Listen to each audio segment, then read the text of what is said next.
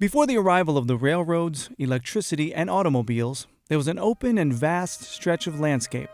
Miles of lush grasslands with oak trees set amongst shallow creeks that overflowed with the winter rains.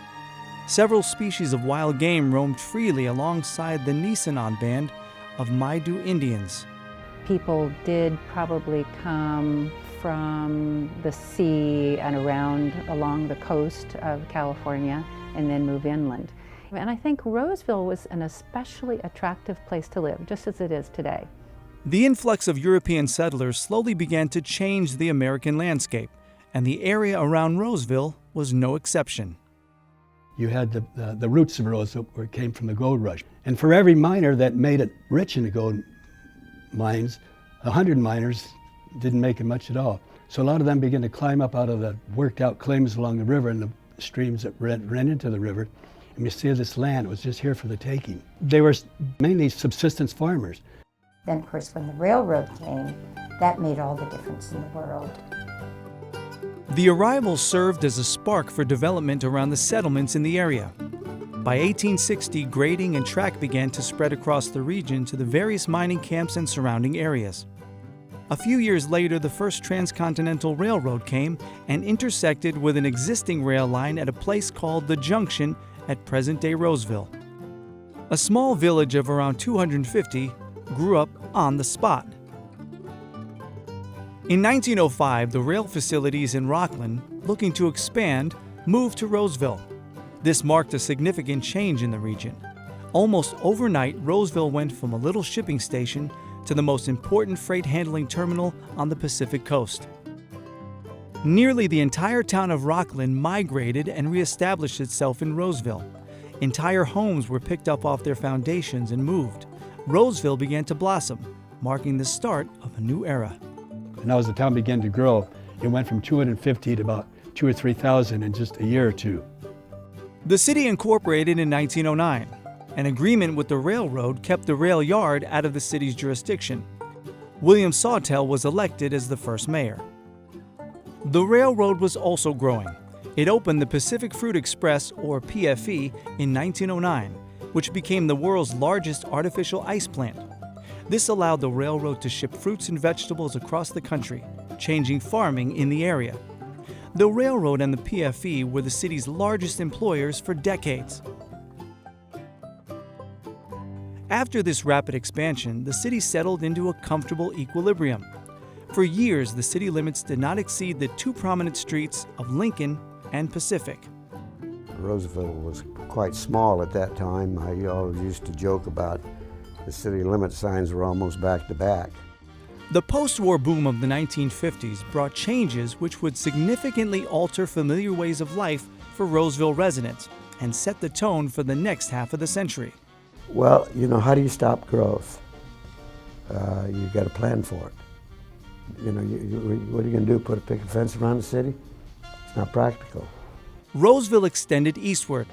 The completion of Folsom Dam in 1955 and the completion of Interstate 80 in 1956 created demand for housing. The city began to take on more of a suburban feel. The older areas around downtown and Old Town became less important. Annexations tripled the city's size, bringing it to 27 square miles. Roseville's population swelled from just under 9,000 in 1950 to 24,000 by the end of the 1970s. The once powerful railroad business suffered with easier car and air travel. The advent of refrigerated railroad cars brought the demise of the PFE. The world's largest ice plant closed in 1974.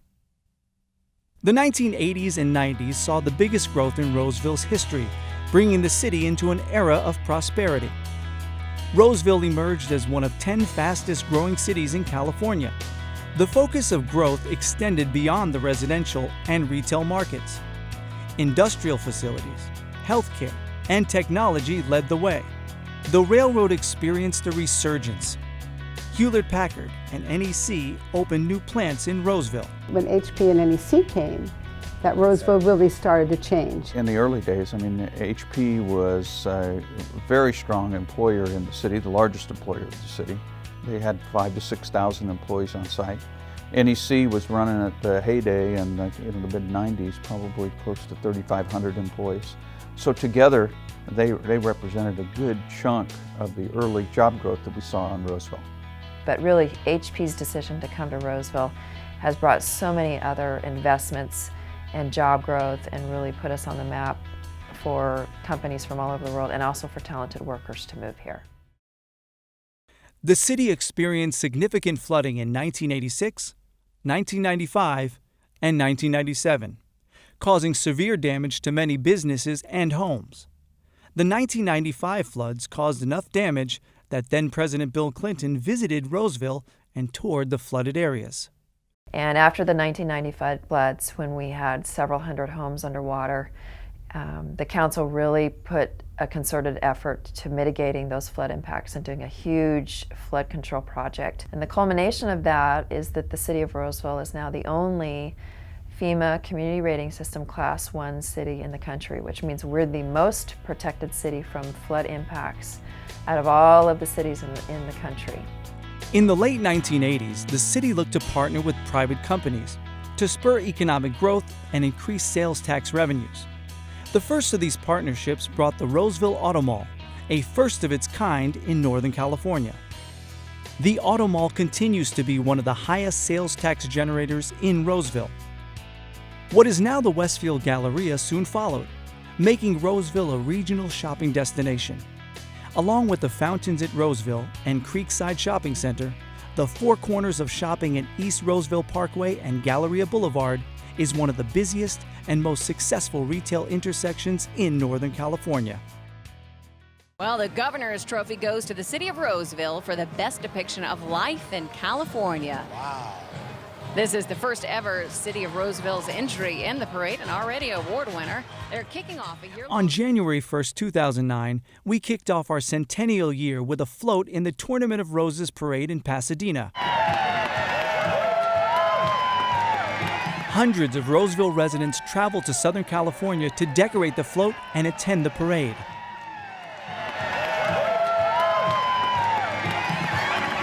By our 100th birthday, Roseville's population had grown to 113,000. Our reputation in the region was of a clean, safe, well-planned community where families wanted to live, businesses wanted to invest, and things were done right. Our parks and recreation programs became the envy of the state. With this, however, our downtown fell behind. No longer the center of the city, the community came together to determine a vision for the area, and then set forth to bring that vision to reality. Downtown Roseville was once the heart of the city, and the goal was to return it to that status, a place where people can come and enjoy events, great food, and community. The Vernon Street Town Square is the centerpiece of this revitalization.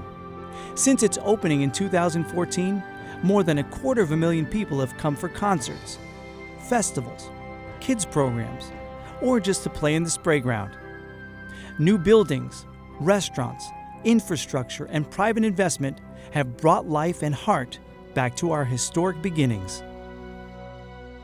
The city continues to expand westward, with new housing and shopping planned to the Placer County border. Roseville's population is estimated to reach almost 200,000 when the expansion is complete. What started as a small shipping point along a lonely piece of railroad track has turned into the largest city in Placer County, a regional leader and job center, without losing what makes us special: simply being a great place to live.